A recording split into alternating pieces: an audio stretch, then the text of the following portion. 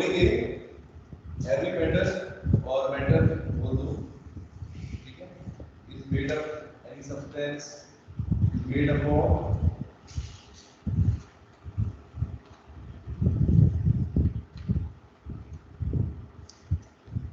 very tiny particles called atoms। ठीक है बेटा, नाम जो है एटम है। इस एटम का नाम का मतलब क्या होता है? What does this atom means? अगर बेटा इस वर्ड को आप समझोगे तो एटम जो वर्ड है इसका एक्चुअल में जो मतलब है, जैसे अगर हम इंग्लिश में ट्रांसलेट करें, मतलब ये ग्रीक लैंग्वेज का वर्ड है एटम, और इसका बेटा मतलब होता है, दीपक क्या था बेटा इसका मतलब याद है?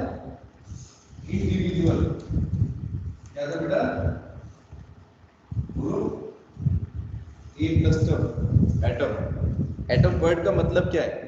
ग्रीक लैंग्वेज का वर्ड है ये, ठीक है दीपक। इसका मतलब होता है बेटा इंडिविजुअल। इंडिविजुअल का मतलब क्या हुआ? बोलो। अरे मैथ्स में भी तो पढ़ते थे इंडिविजुअल। दित्ती क्या होता है बेटा इंडिविजुअल का मतलब बताओ? कि डिवाइड नहीं हो सकता। इंडिविजुअल का मतलब क्या बेटा? डिवाइड नहीं हो सकता। डिवाइड होना मतलब कि टूटना, है कि नहीं? Sir single. अच्छा सिंगल। Single one. हाँ मतलब सिंगल का मतलब क्या है, जैसे थोड़ा सा और डिटेल में, जैसे ये चौक है, ये इंडिविजुअल का मतलब क्या है? अब मैं इसको डिवाइड नहीं कर सकता, ठीक है, तो क्या बोलूंगा?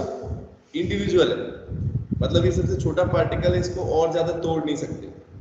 ठीक है दीप्ति, समझ रहे मेरी बात? Yes sir. इंडिविजुअल का मतलब ये हो गया। तो बेटा डाल्टन ने क्या कहा कि एटम्स जो होते हैं वो कैसे होते हैं बेटा? इंडिविजुअल होते हैं। कैसे होते हैं? Atoms are individual. इंडिविजुअल, मतलब कि you can not break the atom. मतलब डाल्टन ने ये कहा कि एटम को आप क्या नहीं कर सकते बेटा? जैसे मान लो अगर ये कोई एटम, इसके अंदर कोई एटम है, चौक के अंदर एटम से बना हुआ है, पहला पॉइंट बेटा क्या है इसका पोस्टुलेट? कि कोई भी सब्सटेंस जो है वो किससे बना हुआ है? छोटे छोटे पार्टिकल से, जिनको बोलते हैं एटम। तो चौक किससे बना हुआ है फॉर एग्जांपल? एटम से बना हुआ है बेटा। और एक एटम कैसा होगा आपका? इंडिविजुअल होगा। मतलब कि उस एटम को आप क्या कर सकते बेटा? डिस्ट्रॉय नहीं कर सकते, उसको तोड़ नहीं सकते, डिवाइड नहीं कर सकते, ठीक है? इंडिविजुअल, ठीक है बेटा, बोलो। मतलब इसको हम एक तरीके से ये भी बोल सकते हैं, एटम्स आर इंडिविजुअल का मतलब बेटा कहीं ना कहीं वो ये कहना चाह रहे थे कि एटम बेटा क्या होते हैं? सबसे छोटे पार्टिकल होते हैं, ठीक है मैटर के? ठीक है दीप्ति, आया बेटा मेरी बात समझ यस में? सर। यस अगर सर। हम और थोड़ा सा अंदर की तरफ जाएं तो ये कहना चाह रहे थे वो कि एटम बेटा सबसे छोटा होता है, मतलब atom are the smallest particle, ऐसे भी बोल सकते हैं, atoms are the smallest particles. ठीक है, चलो अगला पॉइंट क्या है बताओ।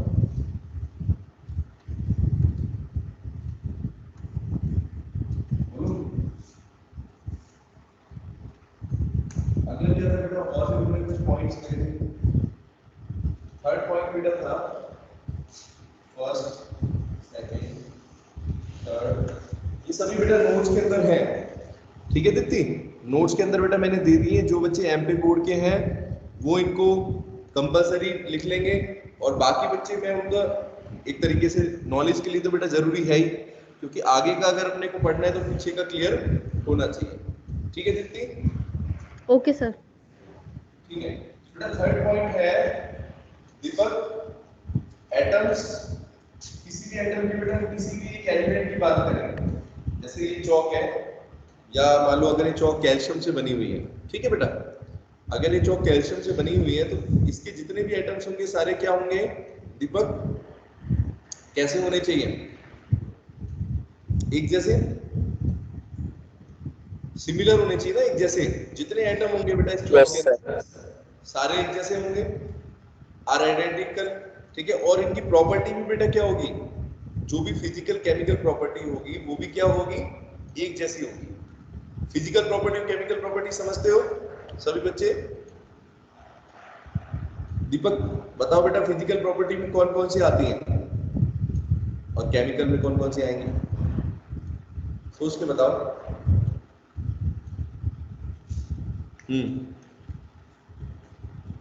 दिशा, कौन सी प्रॉपर्टी होती है बेटा? Physical property, melting point, boiling point, हाँ बोलो बोलो, और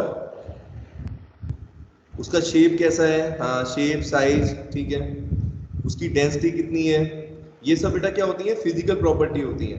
और केमिकल प्रॉपर्टी में क्या आएगा बेटा, केमिकल प्रॉपर्टी का मतलब क्या है, ये चौक बेटा किस किस के साथ रिएक्शन करेगी, है कि नहीं, ठीक है दीप्ति, केमिकल प्रॉपर्टी बेटा क्या हो गई, किसके साथ रिएक्शन करेगी, ऑक्सीजन के साथ करती है तो क्या करेगी, ऑक्सीडेशन कैसे होगा, कैसे हाइड्रोजन के साथ करेगी, किसके साथ, किस मेटल के साथ करेगी, किसके साथ नहीं करेगी, ये सब क्या होगी बेटा, केमिकल प्रॉपर्टी होगी। Chemical property. ठीक है, गुड, चलो फिजिकल यस। केमिकल। अब देखो डाल्टन ने सबसे बेसिक क्या कहा, इस चौक के एग्जांपल से देखो, उन्होंने कहा बेटा इस चौक के अंदर छोटे छोटे पार्टिकल्स हैं, इनको बोलते हैं एटम्स। अब बेटा ये जो एटम होंगे ये सभी किस एलिमेंट के, मान लो कैल्शियम के हैं, चौक किससे बनी है, मान लो कैल्शियम एलिमेंट से बनी है। अब बेटा इस कैल्शियम एलिमेंट के अंदर हम क्या देखेंगे, इस एलिमेंट के जो बेटा जो एटम्स हैं इन सब की प्रॉपर्टी बेटा क्या होगी, सभी एक जैसे होंगे, जितने भी एटम्स होंगे सबका साइज भी एक जैसा होगा बेटा, ध्यान से सुनना, शेप भी एक जैसा होगा, डेंसिटी भी एक ही होगी, ठीक है, यहां तक कि फिजिकल प्रॉपर्टी भी होगी और केमिकल प्रॉपर्टी भी। अगर एक हाइड्रोजन के साथ बेटा रिएक्शन करेगा तो बाकी एटम्स भी क्या करेंगे, हाइड्रोजन के साथ रिएक्शन करेंगे। आया समझ में बेटा, करीना मेरी बात समझ में आई, आगे बेटा अच्छे से समझ में। ये डाल्टन ने कहा था कि एक एलिमेंट के जितने भी एटम्स होंगे बेटा सबकी प्रॉपर्टी क्या होगी, विल हैव सिमिलर प्रॉपर्टी और आइडेंटिकल प्रॉपर्टी। ठीक है सुमित, आ गया बेटा समझ में मैंने क्या बोला, यस या नो में तो रिप्लाई करो,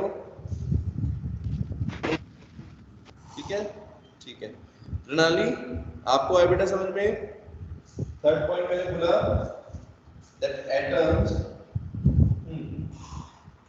of an element,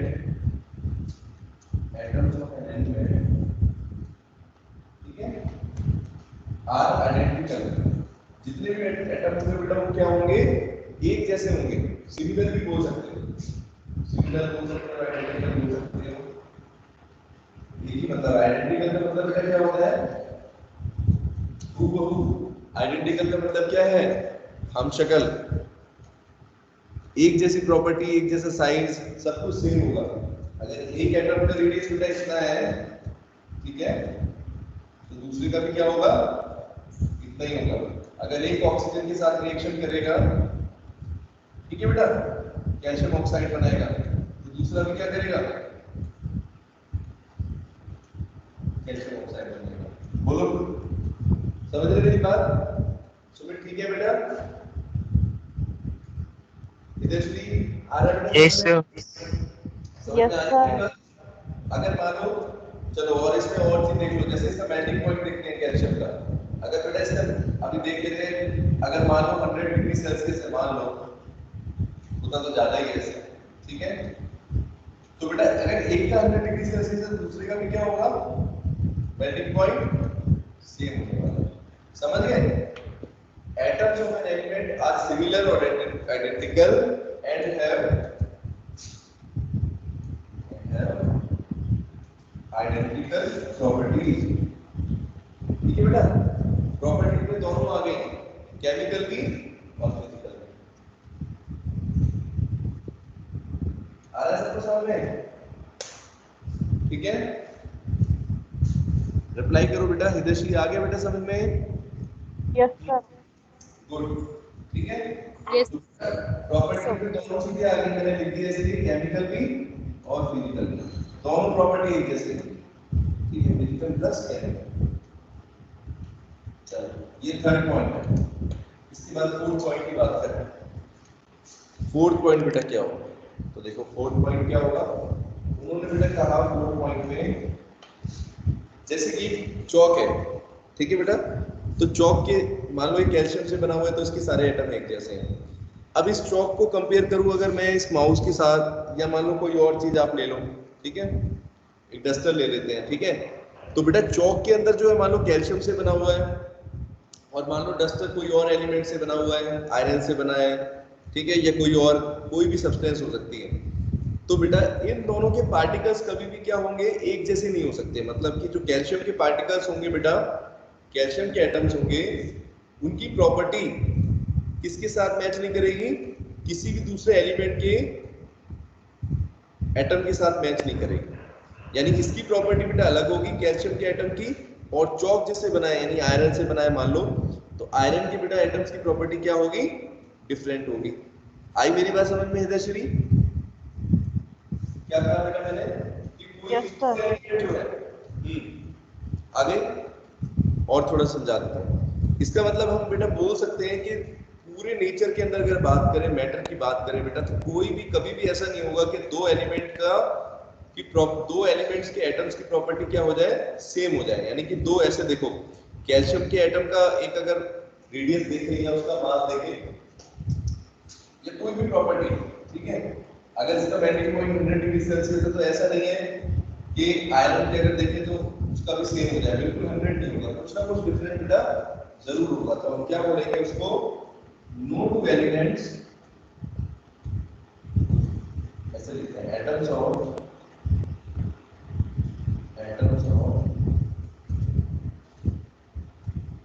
two different elements, atoms of two different elements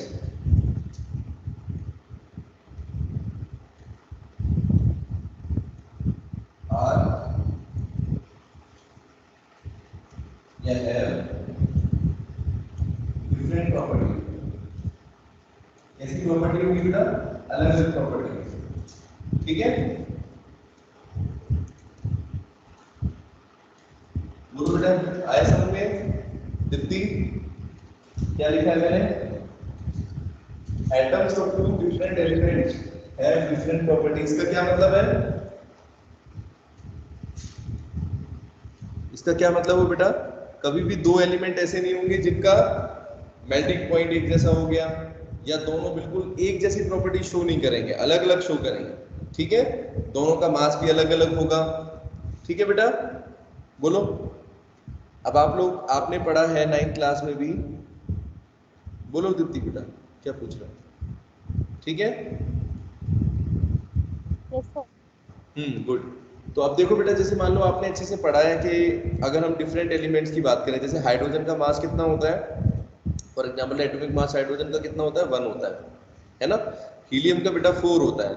इसी तरीके से देखो हर एक एलिमेंट का मास आप देख रहे हो अलग अलग है, यस और नो, ठीक है।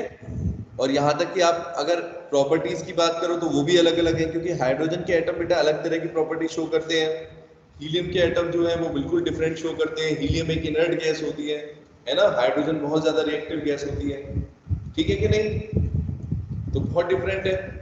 ऐसे सोडियम को देखो, पोटेशियम को देखो, सबकी प्रॉपर्टी अपनी अपनी अलग है बेटा। तो इसका मतलब ये पॉइंट बिल्कुल ठीक है, atoms of two different elements have different property, ठीक है। ये बेटा 4 पॉइंट हो गए। इसी तरीके से बेटा इन्होंने एक और पॉइंट कहा था, ठीक है। अगला पॉइंट क्या है, अब इसकी बेटा लिमिटेशंस भी देखेंगे। एक्चुअल में ये टॉपिक जो है वो चैप्टर 1 के अंदर है, लेकिन अपने को बेटा चैप्टर 2 के अंदर इसके लिमिटेशंस पढ़ने हैं, यानी इसके अंदर क्या क्या कमियां हैं। तो कमियां कौन कौन सी थी वो तो तब समझेंगे जब आपको थ्योरी के बारे में पता हो, है ना। इसकी जो 5th पॉइंट मैं बता देता हूँ, उसके बाद फिर हम इसकी कमियां देखेंगे इस मॉडल में। चलो तो बेटा 5th पॉइंट क्या था दीपक, क्या एटम जो है वो कंबाइन होते हैं कभी, दीपक एटम्स कंबाइन होंगे बेटा, क्या होगा, क्या बनाएंगे और किस तरीके से बनाते हैं, दीपक रिप्लाई करो बेटा। क्या पढ़ा था हमने स्टार्टिंग में, क्या पढ़ा था बताओ,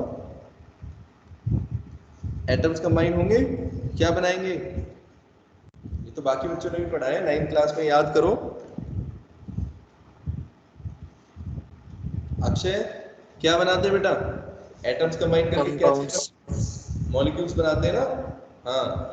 और हमेशा बेटा जो कंबाइन करेंगे, अगर दो अलग अलग एलिमेंट्स के एटम कंबाइन करेंगे, मतलब कि हाइड्रोजन के एटम्स और ऑक्सीजन के एटम्स अगर कंबाइन करेंगे तो बेटा क्या बनाएंगे, बोलो, हाइड्रोजन प्लस ऑक्सीजन क्या बनता है, मॉलिक्यूल, मॉलिक्यूल्स हाँ बनाते मॉलिक्यूल्स बनते हैं, किसके ये पूछ रहा हूँ, वाटर के बनेंगे, वाटर के।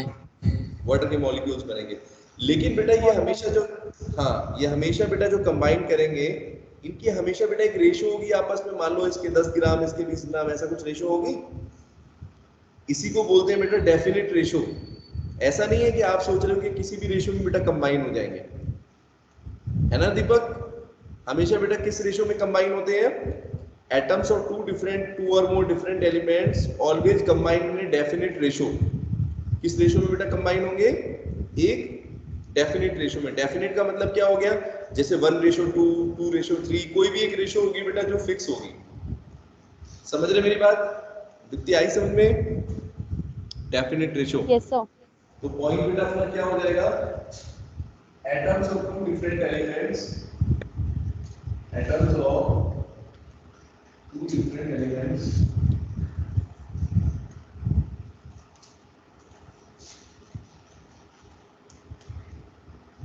ठीक है, ऑलवेज कंबाइन इन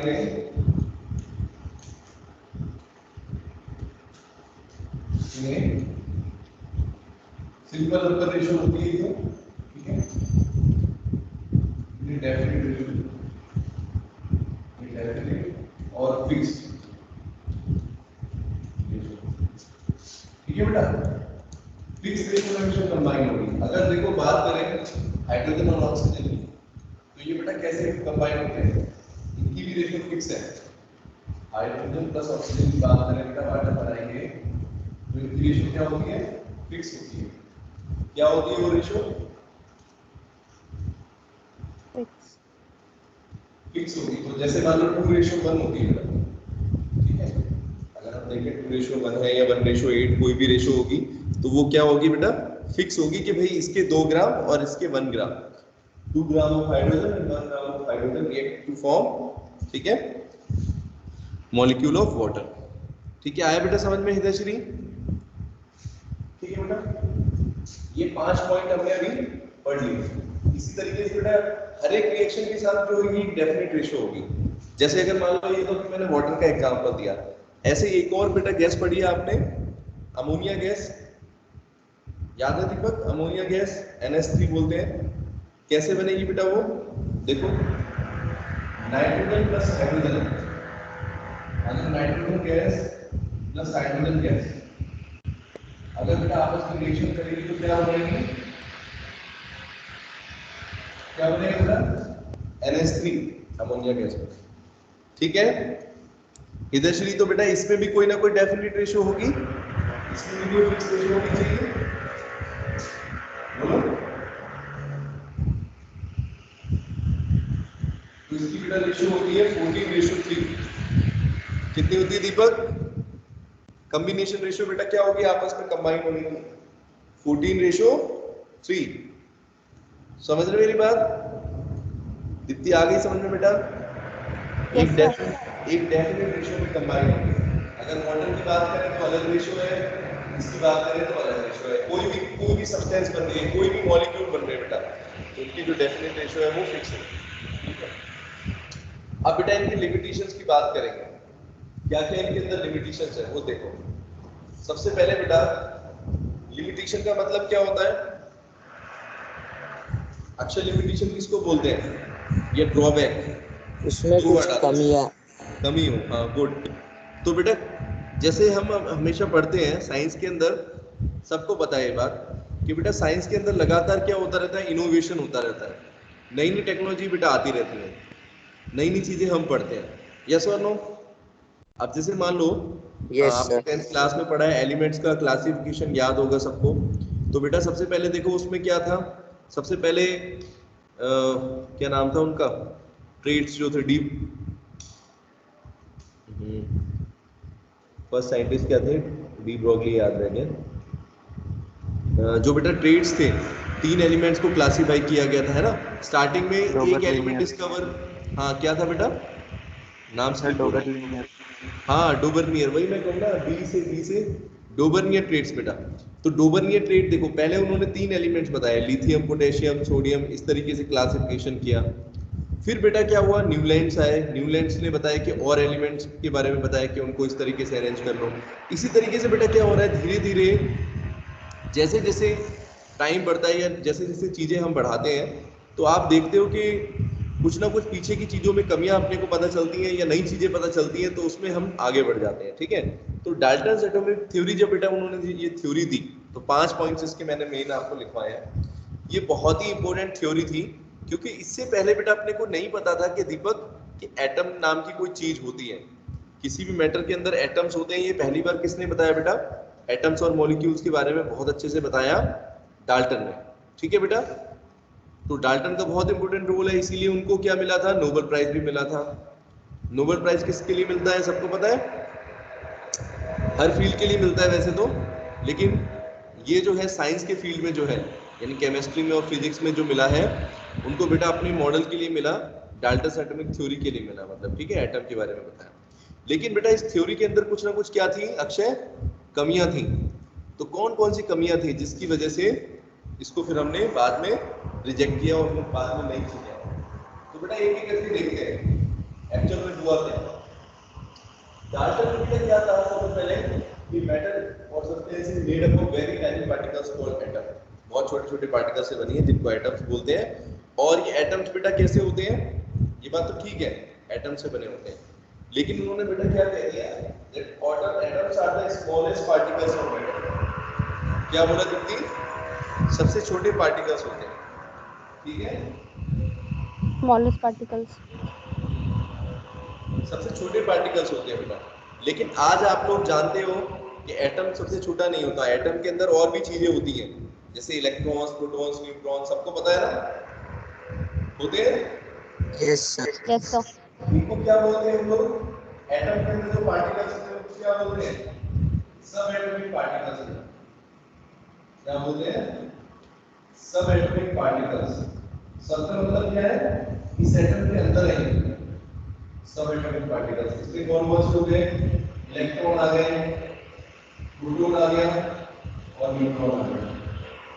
ठीक है बेटा, बोलो जल्दी, सबको आ रहा है समझ? Yes sir. तो कहीं ना कहीं बेटा डाल्टन का ये पॉइंट गलत हो गया कि नहीं? क्योंकि डाल्टन तो कह रहे थे कि इंडिविजुअल होते हैं, एटम को तोड़ ही नहीं सकते।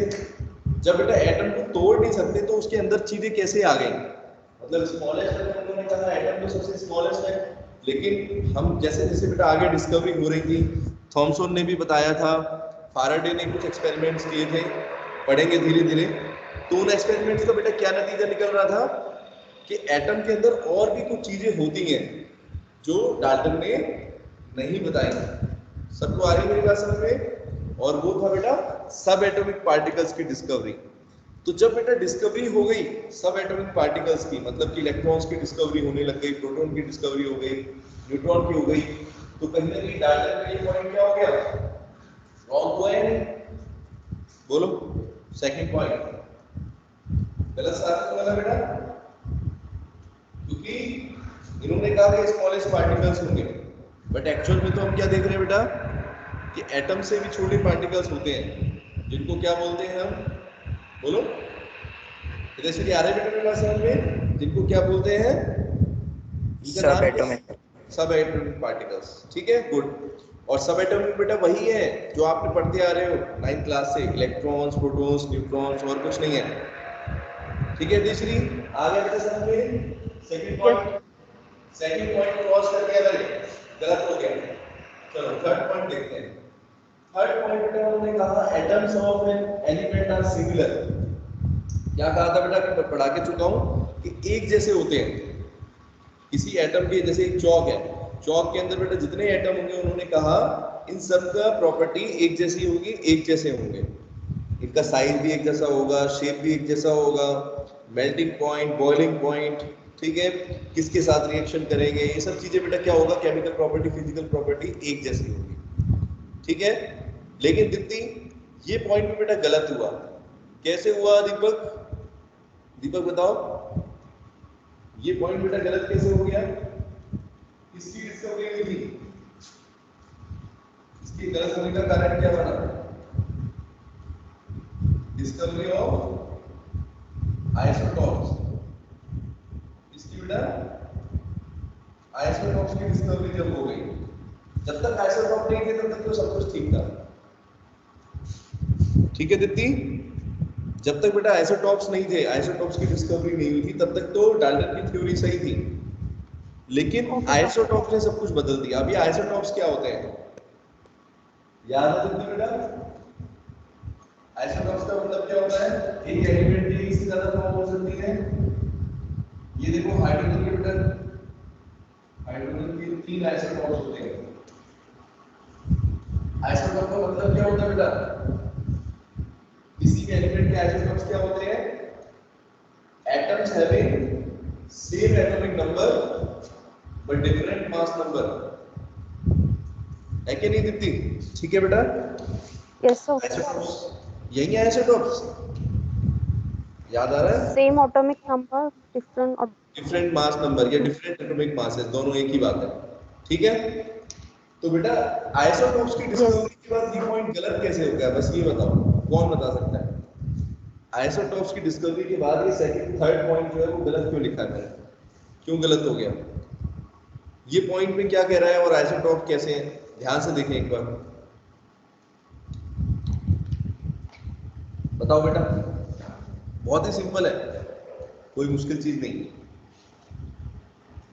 पॉइंट को पढ़ो, देखो क्या लिखा है। यहां पर लिखा है एक एलिमेंट के जितने भी एटम्स होंगे सबकी प्रॉपर्टी बेटा होगी सेम। सेम प्रॉपर्टी होगी, इधर श्री बेटा सेम लिखा है ना यहाँ पर, सिमिलर, एक जैसे। लेकिन आइसोटॉप्स को ध्यान से देखो, किस एलिमेंट के ये तीनों, अगर तीनों आइसोटॉप्स की बात करें, हाइड्रोजन के ये तीनों एक ही एलिमेंट को बिलोंग करते हैं बेटा, बताओ। ये तीनों एटम क्या है? हाइड्रोजन को बिलोंग करते हैं, एक ही एलिमेंट को बिलोंग करते हैं। इनका मास देखो अलग अलग हो गया, है कि नहीं? इनका मास बड़ा अलग अलग है, 1 2 3। इसको बोलते हैं प्रोटियम, ड्यूटेरियम, ट्रिटियम, 3 आइसोटॉप्स होते हैं। बोलो बेटा, डिफरेंट है या नहीं है? दिख रहा है सबको मास नंबर या एटॉमिक मास अलग अलग। खाली मास नंबर अलग नहीं है बेटा, बिल्कुल इनकी तीनों की प्रॉपर्टी अगर आप देखोगे तो बिल्कुल अलग अलग है। जैसे आपको बताता हूँ, नॉर्मली जो हम वाटर देखते हैं, हाइड्रोजन जो देखते हैं वो बेटा वो कौन सी होती है? प्रोटियम, ठीक है, प्रोटियम देखते हैं। और ये दोनों बेटा क्या होते हैं? इसका नाम है ड्यूटेरियम, इसका नाम होता है ड्यूटेरियम, और थर्ड बेटा है ट्रिटियम। ठीक है, आ रहा है बेटा समझ सबको? इनके नाम है ये, प्रोटियम, ड्यूटेरियम, ट्रिटियम। अब बेटा ये तीनों आइसोटॉप्स जो है, इन तीनों की फिजिकल केमिकल प्रॉपर्टी मैं आपको बताता हूँ बिल्कुल अलग अलग होती है।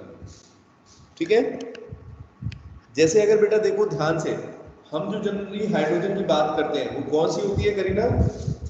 ये वाला हाइड्रोजन होता है H1 यस और नो? हम कभी भी नॉर्मल हाइड्रोजन जो हम देखते हैं आसपास के रिएक्शन में पढ़ते हैं तो कौन सा होता है बेटा? जिसका मास 1 होता है, यस या नहीं? रिप्लाई तो करो। Yes, sir. अभी बाकी दोनों कहां पर होते हैं ये आपको बताता हूं मैं। ये बाकी दोनों बेटा एक्चुअल में क्या होते हैं? रेडियो एक्टिव होते हैं। कैसे हैं बेटा? Radio active. अभी रेडियो एक्टिव क्या होता है? दीपक बताएगा? दीपक बताओ बेटा, रेडियो एक्टिव कैसी चीजें होती हैं? कहीं तो पढ़ा होगा किसी ने रेडियो एक्टिव के बारे में, यूरेनियम ऐसा पढ़ा है कहीं? रेडियम, रेडियम तो सुना होगा। क्या होता है बेटा? रेडियो एक्टिव चीजें कैसी होती हैं? 10th क्लास में भी था, सोर्सेस ऑफ एनर्जी के अंदर nuclear fission, nuclear fusion, energy बनती है यूरेनियम से। तो बेटा रेडियो एक्टिव चीजें कैसी होती हैं? जैसे रेडियम सुना है आपने, उसमें से एमिशन होता रहता है, रेडिएशन होते जाते हैं बेटा। दीपक ठीक है नहीं? बोलो। Yes sir. कुछ एलिमेंट के एटम्स क्या होते हैं? रेडियो एक्टिव होते हैं। जैसे यूरेनियम है, यूरेनियम आपने बेटा मैंने यहाँ रख दिया है, मान लो ये चौक ही यूरेनियम है, इसको मैंने यहाँ रख दिया। अभी मैं थोड़ी देर में आऊंगा यहाँ पर देखने के लिए, तो क्या होगा? इसके एटम्स खत्म हो चुके होंगे, थोड़ी देर बाद या कुछ एक दिन बाद देखूंगा, कुछ घंटे बाद देखूंगा तो ये खत्म हो चुका होगा, कुछ नहीं होगा यहाँ पर। इसके एटम्स बेटा क्या हो जाएंगे? उड़ जाएंगे, लाइट एनर्जी में कन्वर्ट होके या रेडिएशन में कन्वर्ट होके इधर उधर हो जाएंगे। इसको बोलते हैं रेडियो एक्टिव एलिमेंट्स, है कि नहीं बेटा? नॉर्मली अपने को रेडियो एक्टिव अर्थ पर होते हैं लेकिन अपने को मिलता नहीं है, बहुत ही मतलब जैसे एक तरीके से समझ लो आप ओपन में नहीं रख सकते, वो रेडिएशन कर देगा उसके अंदर। पढ़े नहीं पढ़े बोलो? एक न्यूक्लियर रिएक्टर के अंदर आपने पढ़ा होगा, बहुत सारे रेडिएशंस निकलते हैं उसमें से, इसलिए उसका यूज नहीं करते। ठीक है, एनर्जी तो बहुत ज्यादा बनती है। दीपक, तो रेडियो एक्टिविटी कैसे होते हैं जो जनरली हमें क्या मिले, फ्री स्टेट में नहीं मिले, इसको बोलते हैं फ्री स्टेट में मिलना। जैसे कैल्शियम है, चौक है बेटा, फ्री स्टेट में मिलता है, मतलब आपको दिख जाएगा ऐसे आराम से। लेकिन यूरेनियम बेटा क्या होता है हमेशा, या मान लो हाइड्रोजन के दो आइसोटोप जो है, पहला वाला तो आपको मिलेगा नेचर के अंदर, दूसरा तीसरा भी मिलेगा, लेकिन बहुत कम होता है बेटा। क्या होता है, वेरी वेरी स्मॉल क्वांटिटी में प्रेजेंट होता है, और वो भी कैसा है, रेडियो एक्टिव। रेडियो एक्टिव मतलब बेटा क्या होगा, किसी न किसी छुपी हुई फॉर्म में होगा। ठीक है, उसको निकालना आसान नहीं है, कहीं पर किसी कंबाइंड स्टेट में जुड़ा होगा, कहीं पर रेडिएट हो गया, कहीं और जाके उसके एटम रेडिएट हो गए। समझ गए मेरी बात दीपक? तो बेटा ऐसी सब्सटेंस को बोलते हैं रेडियो एक्टिव। और रेडियो एक्टिव मैं इसलिए बता रहा हूँ आपको ताकि ये बात समझा सकूं कि आइसोटॉप्स कैसे होते हैं। तो आइसोटॉप्स अगर बेटा देखोगे, आइसोटॉप तीनों आइसोटॉप जो हाइड्रोजन के, प्रोटियम, ड्यूटेरियम, ट्रिटियम, तीनों की बेटा प्रॉपर्टीज क्या है, बिल्कुल एक दूसरे से अलग है। तो हृदयश्री क्या ये थर्ड पॉइंट का वायलेशन नहीं है? अगर डाल्टन का थर्ड पॉइंट देखें और बेटा आइसोटॉप्स को देखें तो ऐसा लग रहा है कि दोनों अपोजिट बातें हो रही हैं। क्या मैं सही हूँ? Yes, sir. बिल्कुल सही है, समझ में आ गया सबको? क्योंकि बेटा डाल्टन कह रहे हैं कि किसी एलिमेंट के जितने भी एटम होंगे, जितने भी एटम होंगे हाइड्रोजन के, वो सारे क्या होंगे, एक जैसे होंगे, और उनकी प्रॉपर्टी भी एक जैसा होगा, उनका मास भी एक जैसा होगा, उनका कलर भी एक जैसा होगा, हर चीज प्रॉपर्टी। अगर एक रेडियो एक्टिव है तो बाकी भी बेटा क्या होंगे, सिंपल सी चीज है, रेडियो एक्टिव होने चाहिए। लेकिन एक्चुअल में ऐसा हो रहा है क्या? एक्चुअल में ऐसा नहीं होता है। इसी को बोलते हैं बेटा आइसोटॉप्स की डिस्कवरी हुई। तो आइसोटॉप्स की डिस्कवरी से ये पॉइंट जो है डाल्टन का क्या हो गया, लिमिटेशन बन गई। ठीक है बेटा, ये पॉइंट गलत हो गया कि किसी एलिमेंट के सारे एटम जो है वो एक जैसे नहीं होते हैं, यानी कि उनकी प्रॉपर्टी एक जैसी नहीं होती। ठीक है सुमित, आया बेटा समझ में? बोलो जल्दी। ठीक है, फोर्थ पॉइंट बेटा देखो क्या लिखा है, atoms of different elements have different property. अगला देखो फोर्थ पॉइंट, थर्ड आ गया सबको समझ में? दिशा आया बेटा समझ में? दीप्ति आ गया सबको? रिप्लाई तो कर दो। Yes, sir. थर्ड पॉइंट आ गया सबको, चलो गुड। अब फोर्थ पॉइंट बेटा देखेंगे। फोर्थ पॉइंट में मैंने क्या लिखा है, atoms of two different elements have different property. दो एलिमेंट की बेटा अगर एटम्स की हम बात करें तो हमेशा उनकी प्रॉपर्टी क्या होनी चाहिए, अलग अलग होनी चाहिए। जैसे मान लो अगर हाइड्रोजन की बात करें और हीलियम की बात करें तो इनके एटम बेटा क्या होंगे, बिल्कुल डिफरेंट होंगे एक दूसरे से। ऐसा कभी भी नहीं होगा कि दो हाइड्रोजन के एटम और हीलियम के एटम क्या हो जाए बेटा, एक जैसा हो जाए, ऐसा नहीं हो सकता है ना। चाहे उनकी साइज की बात करें, शेप की बात करें, मेल्टिंग पॉइंट, बॉइलिंग पॉइंट, ठीक है, या फिर बेटा अगर रिएक्टिविटी की बात करें तो हाइड्रोजन अलग तरीके से रिएक्ट करता है, हीलियम अलग करती है। ठीक है कि नहीं, बोलो। Okay, sir. यहां तक बेटा ठीक लग रहा है, लेकिन ये पॉइंट भी गलत हो गया था। कैसे ये लिमिटेशन बना मैं आपको बताता हूँ। इसकी वजह बनी डिस्कवरी ऑफ आइसोबार्स। क्या बोलते हैं बेटा, आइसोबार्स। आइसोबार्स क्या होते हैं Deepak? What are isobars? Deepak, Deepak क्या हुआ, रिप्लाई तो करो। Sir, different बताओ बताओ। atomic number mass, but same atomic number. Same atomic number, उल्टा हो गया, वो तो आइसोटॉप ही हो गया। आइसोबार पूछ रहा हूं मैं, आइसोबार्स क्या होते हैं? आइसोबार्स किसको बोलोगे? So, दो एलिमेंट same है, atomic masses but different atomic number. Very good Deepti, ठीक है। तो बेटा आइसोबार्स का मतलब एक्चुअल में होता है, आइसोटॉप का उल्टा होता है, मतलब कि आइसोटॉप में क्या होता है, सेम एटॉमिक नंबर है, तो इसमें क्या सेम हो जाएगा आइसोबार में, सेम एटॉमिक मास या सेम मास नंबर जिसको बोलते हैं, और क्या चीज डिफरेंट होगी बेटा, एटॉमिक नंबर अलग अलग होंगे। तो इसका कॉमन एग्जांपल बेटा कौन सा होता है, कैल्शियम और आर्गन। कैल्शियम और आर्गन का देखना, दोनों का बेटा मास कितना है, कैल्शियम का कितना होता है एटॉमिक नंबर 18 और आर्गन गैस का बेटा 20 होता है। उल्टा तो नहीं हो गया, उल्टा लग गया, कैल्शियम का 20 है, आर्गन का बेटा कितना है 18, और इनका मास नंबर कितना होता है बेटा, ध्यान से देखना, कैल्शियम का भी 40 होता है और आर्गन का भी 40 होता है।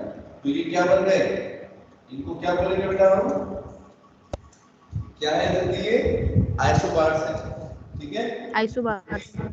हाँ, यस सर। एटॉमिक नंबर 20 है बेटा, मास 40, दोनों का ये देखो कॉमन है, सेम हो गया, आइसोबार्स इसको बोलते हैं। अब आइसोबार्स को बेटा देखो इस 4 पॉइंट के साथ रख के, 4 पॉइंट कह रहा है डाल्टन एटॉमिक थ्योरी का कि दो एटम अगर अलग अलग एलिमेंट्स को बिलोंग करते हैं तो कभी भी बेटा उनकी प्रॉपर्टी क्या होगी, एक जैसी नहीं हो सकती, ठीक है करीना, ये कह रहे हैं 4 पॉइंट। जबकि एक्चुअल में क्या हुआ, आइसोबार्स के अंदर हम क्या देख रहे हैं, आइसोबार्स के अंदर बेटा हम क्या देख रहे हैं कि वो ऐसे रहा है कि दो अलग अलग एलिमेंट्स हैं, दो अलग अलग एलिमेंट्स हैं बेटा, इनकी इनका मास क्या हो जा रहा है, देखो बिल्कुल सेम हो जाए, है कि नहीं, बोलो,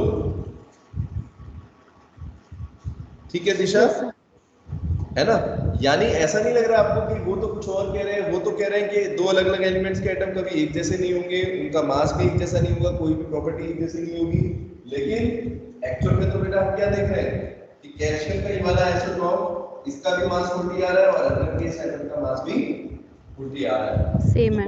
लिमिटेशन हो गई है नहीं, डाल्टन का ये पॉइंट भी गलत साबित हो गया, this point also, yes sir. ठीक है। तो डाल्टन बेटा इस तरीके से आप देख रहे हो कि डाल्टन ने अपने टाइम पर जो थ्योरी दी थी, जिसको बोलते हैं डाल्टन एटॉमिक थ्योरी, वो बहुत इंपॉर्टेंट थ्योरी थी, बहुत इंपॉर्टेंट थी और उसके लिए नोबेल प्राइज भी मिला। लेकिन बेटा कहीं ना कहीं कुछ चीजें उन्होंने जो मानी थी, ठीक है, जो उन्होंने मानी थी एटम के बारे में, वो सब गलत होती जा रही है। पहला पॉइंट था कि एटम जो है सबसे छोटे होते हैं, फिर उन्होंने कहा कि एटम के सारे एलिमेंट्स की प्रॉपर्टी एक जैसी होती है, ठीक है, आइडेंटिकल होती है, वो भी गलत हो गया। उसके बाद बेटा उन्होंने आइसोबार्स वाली बात कही, उन्होंने कहा कि एक एटम की हमेशा प्रॉपर्टी अलग अलग होगी, लेकिन वो भी आइसोबार्स की वजह से गलत है, ठीक है बेटा। तो इन सब लिमिटेशन के चलते ही, इन सब लिमिटेशन की वजह से बेटा आप पढ़ोगे कि डाल्टन की जो लिमिटेशंस थी, इसकी वजह से अब लोगों को ये लगने लगा, मतलब साइंटिस्ट को लगने लगा कि कहीं ना कहीं हमें क्या करना पड़ेगा बेटा, कुछ नई चीजें हमें इसमें इंट्रोड्यूस करनी पड़ेगी, ठीक है। तो डाल्टन एटॉमिक थ्योरी की लिमिटेशंस के बाद देखो, इतना समझ में आया सबको, एक बार लिमिटेशन देख लो।